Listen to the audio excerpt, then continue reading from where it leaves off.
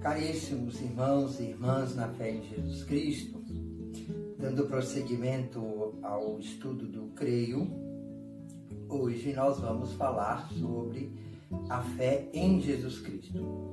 No vídeo anterior falamos sobre a fé em Deus Pai Todo-Poderoso, Criador do céu e da terra, que criou tudo por amor e com amor.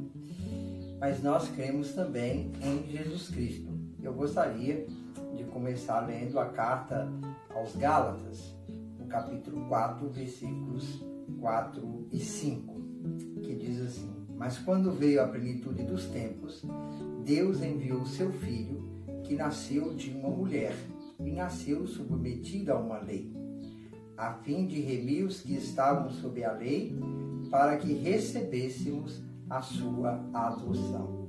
Então, Jesus é o centro da catequese, Jesus é o centro da nossa fé cristã.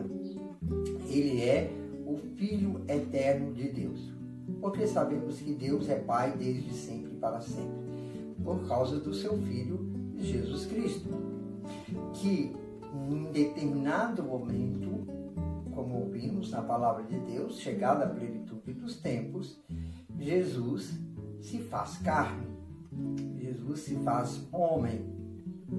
O nome de Jesus significa Deus salva. Então Deus, por uma iniciativa de amor à humanidade, Ele manda o seu Filho, que é encarnado, que assume a nossa condição humana. E por que nós falamos Jesus Cristo?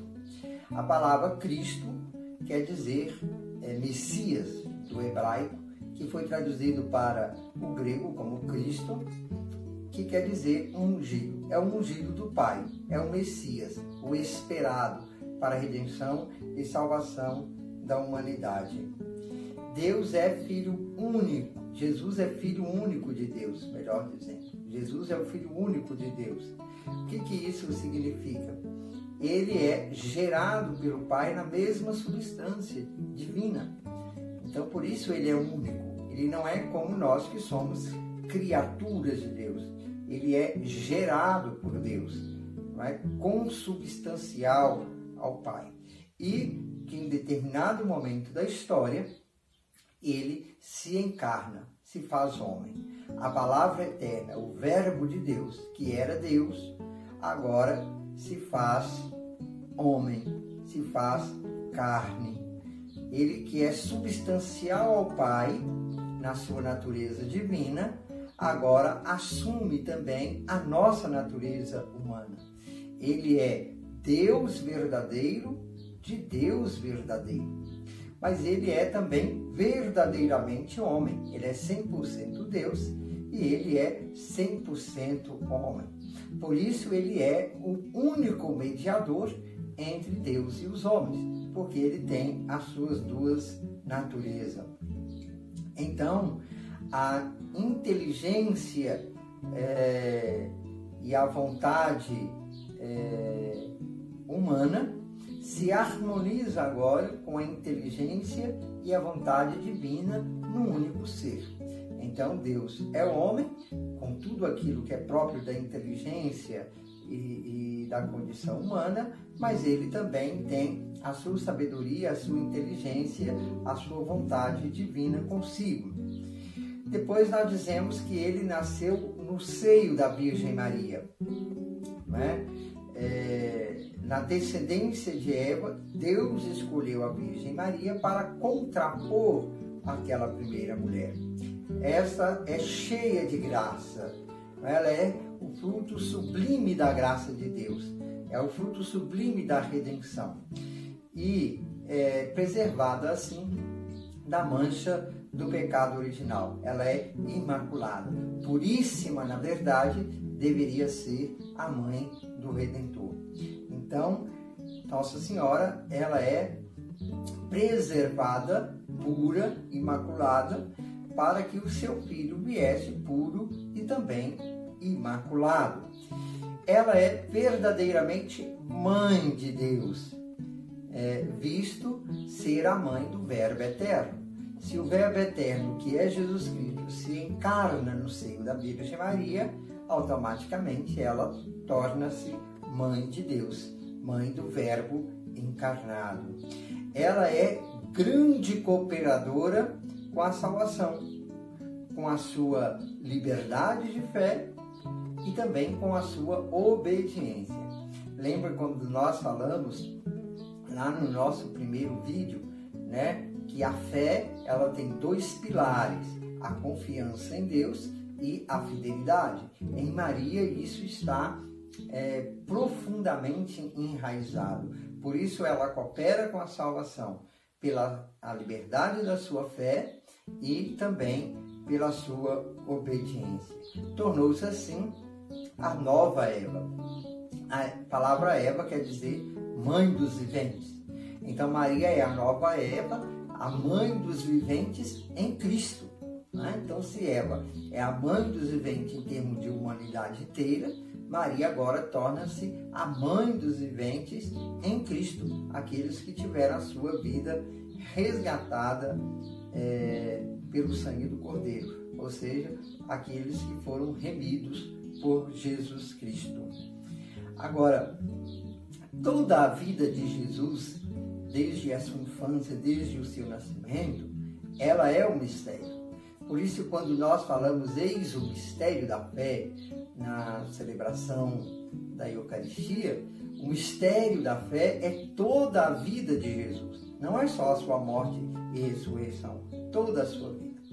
Por isso, desde o silêncio, os milagres, os gestos, as orações, o amor pelos homens, a predileção pelos pequenos e mais pobres, pelos mais fracos, o sacrifício da cruz, a sua ressurreição, tudo isso é mistério da fé em Cristo Jesus.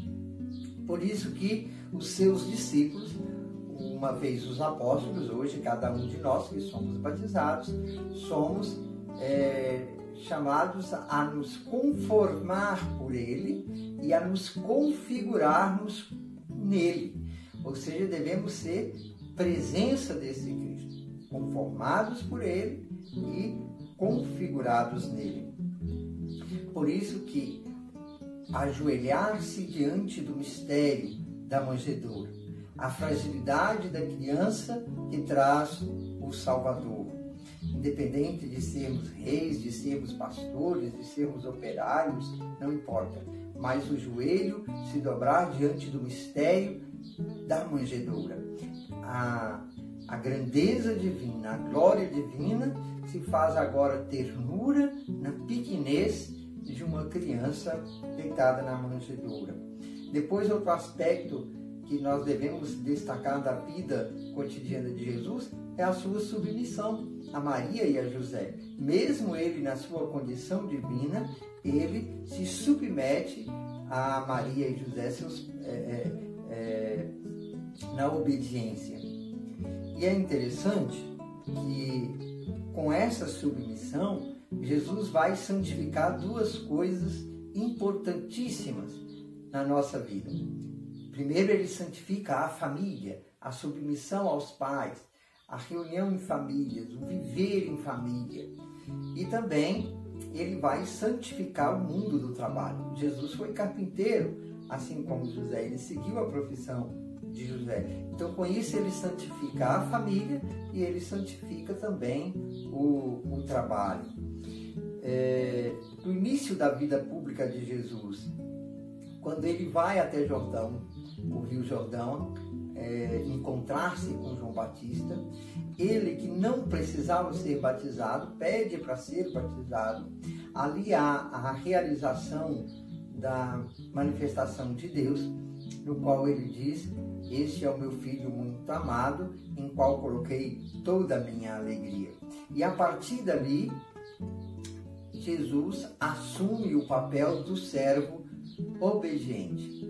Ou seja, ele sendo Deus, não é? Baixou a pequenez humana, assumiu a nossa fragilidade humana e se fez obediente até a morte e morte de cruz. Não é? A humildade de Jesus se deixa transparecer lá no deserto, quando ele sofre as tentações do demônio. Ou seja, é o servo obediente e humilde, aquele que foi retratado várias vezes nas Sagradas Escrituras, nas profecias. Manifesta nas suas palavras, nas suas obras, no seu agir, que o reino de Deus está presente na terra. Ou seja, é Jesus que vai inaugurar o reino de Deus na terra. O reino de Deus está próximo. O próximo, quando fala que o reino de Deus está próximo, não é só próximo no sentido de fim de mundo, essas coisas, mas próximo porque Ele está no meio de nós. Portanto, nós repetimos isso em toda a liturgia, né? O Senhor esteja convosco, Ele está no meio de nós. O reino de Deus foi inaugurado no nosso meio. Na transfiguração, Jesus deixa os apóstolos terem uma visão mesmo que rápida da sua verdadeira glória, da sua verdadeira imagem, mas que para chegar a esta glória definitiva passaria também pelo sacrifício da cruz, pela sua paixão e morte. Depois Jesus sobe voluntariamente para Jerusalém. Nós sabemos que a subida de Jesus para Jerusalém, ela tem uma missão muito específica, é dar a sua vida pela remissão dos pecados, é dar a sua vida pela salvação dos homens. Então ele vai voluntariamente. No Evangelho de São João, quando ele se apresenta, eu sou o bom pastor, eu dou a minha vida pelas minhas ovelhas, ninguém as tira, eu a dou livremente. Então, é esse o significado da subida de Jesus a Jerusalém. Ele se oferece. Por isso, quando ele entra em Jerusalém, a manifestação do seu reino messiânico, não é? A manifestação do reino do Messias, que se realiza com a proclamação, sobretudo, dos mais pobres, dos pequeninos, das crianças, dos marginalizados, mas que vai desencadear na sua paixão e morte de cruz, manifestando que o seu reino não é deste mundo, e depois é coroado com a ressurreição. Então, Jesus é o centro da nossa fé, porque ele é o Verbo encarnado, tudo foi feito por ele, com ele e para ele, que também repetimos sempre na nossa liturgia: por Cristo, com Cristo e em Cristo, a vós, Deus Pai Todo-Poderoso, toda honra e toda glória, agora e para sempre, na unidade do Espírito Santo. Ou seja, ele é o centro da nossa fé. E se Cristo não tivesse morrido e ressuscitado, em vão seria a nossa fé. Então, vamos procurar alimentar em nós, não é, essa fé em Jesus Cristo, conhecer os mistérios da nossa fé em Jesus Cristo, nosso Salvador e Redentor.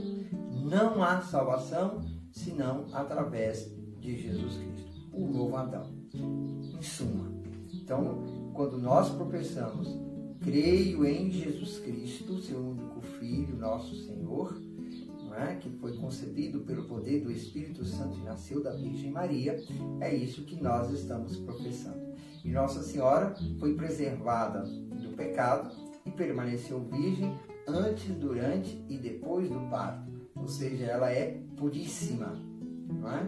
É a nova Eva. Enquanto a Eva se corrompeu, Nossa Senhora se preservou do pecado. Ou seja, nela está toda a santidade. Nela está toda a justiça de Deus. Assim como Eva perdeu a santidade e perdeu a justiça de Deus, Maria recupera a plena santidade de Deus, a cheia de graça, e também é obediente e está nela a justiça de Deus. Então, por hoje ficamos por aqui e até o próximo vídeo, se Deus quiser. Não esqueça de se inscrever no nosso canal, de dar o seu like, de também fazer os seus comentários e compartilhar com o maior número de pessoas possível, para que esse nosso projeto possa ser cada vez mais amplo e atingir o máximo de pessoas possível. Fica o meu abraço e a bênção do Deus Todo-Poderoso, o Pai, o Filho e o Espírito Santo.